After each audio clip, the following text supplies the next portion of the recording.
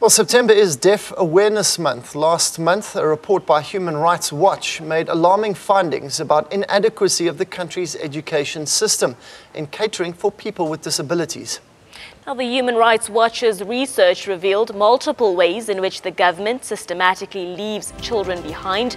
The report, titled "Complicit in Exclusion: South Africa's Failure to Guarantee Inclusion Education for Children with Disabilities," reveals that an estimated 500,000 children with disabilities have been excluded from their education system. Now, to make sense of such figures and give them a face, joining us in studio now to unpack reality of children with disabilities are two people closely affected.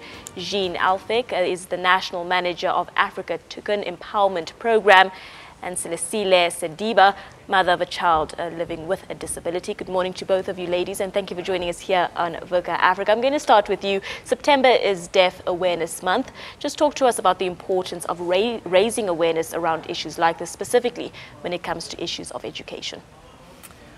Yeah, thanks for having us. I think it's really, children with disabilities in South Africa are often completely invisible, and so it is times like these and reports like the Human Rights Watch report that really brings awareness about what the situation is. Explain to us, is there obviously a severe lack of education for children with disabilities?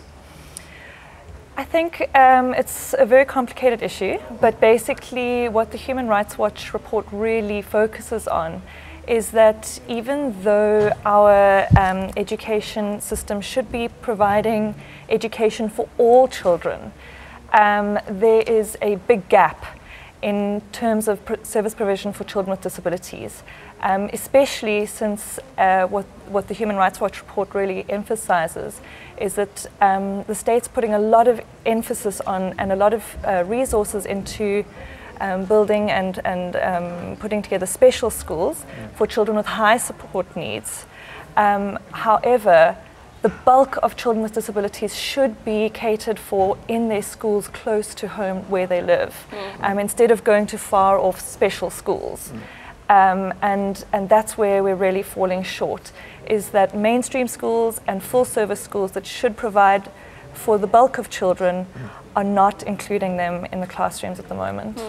Celestile, let me come to you. You are a mother of a child with a disability. When it comes to education, do you think that your child is getting an under par education? Do you think that there should be various improvements? If so, what do you think can be changed to make it better for your child?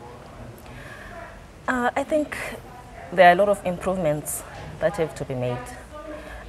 First of all, there are very long waiting lists. I've been calling and calling schools, and they've been telling me that the waiting list can be backdated to 2 years, back to 2 years, and it's pointless for them to put me on the waiting list. Wow. So currently, there are some stimulation centers available, but you find that they are not even enough. There's not enough therapy taking place. So I think the government has to intervene and create facilities like that, equipment and everything. How old is your child, and how severe is her disability? I mean, what are her needs in terms of education? She's 6 years old. She has cerebral palsy and hydrocephalus. She's severe. She can't sit, she can't walk, she can't talk. She can't perform activities of daily living by herself. So she's dependent in everything. But then she needs therapy. Yeah. Now, Jean, I'm going to come to you.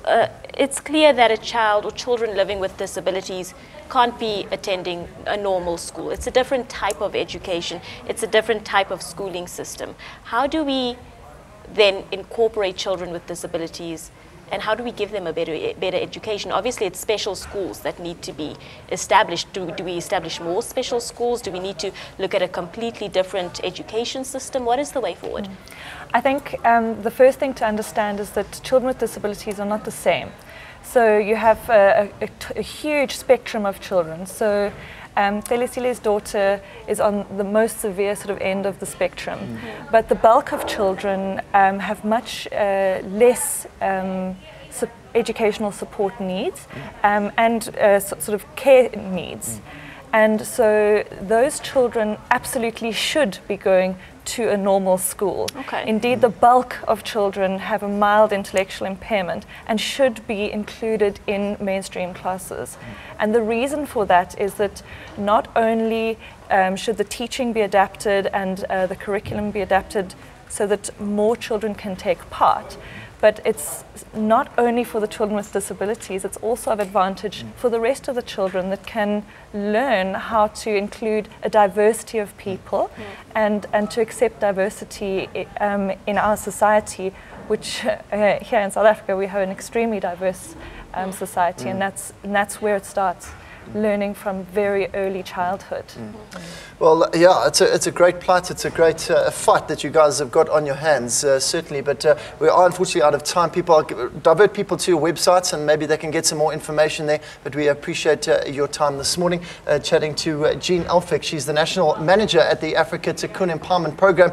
You can get onto their website and look at some more information that you need. Celestile Sediba, she's a mother of a child with a disability. It's a long, hard fight that they are fighting for children with disabilities. And an important conversation as well. But we have come towards the end of Voca Africa, and as usual, we always end with our thought of the day. Today's thought of the day, in quote, is by Ketelo Nsabande, and it reads, "Until you are fully exhausted in trying, you will never be the best your potential can offer." That is today's thought of the day.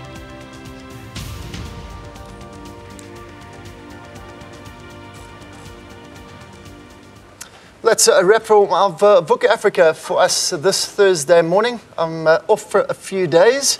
I'll be back on Wednesday with dark rings under my eyes. And a surprise as well. And a surprise is installed there. Stay tuned to 8 and 7 throughout the morning this morning. That exciting announcement being held at Amarupeng Cradle of Humankind. We've got live coverage of that as well. A significant finding there. We'll wait and see what that is. Well, from us, Abigail Fasahi, my colleague Peter van Onselen, and the rest of the team, see you bright and early tomorrow morning. Take care.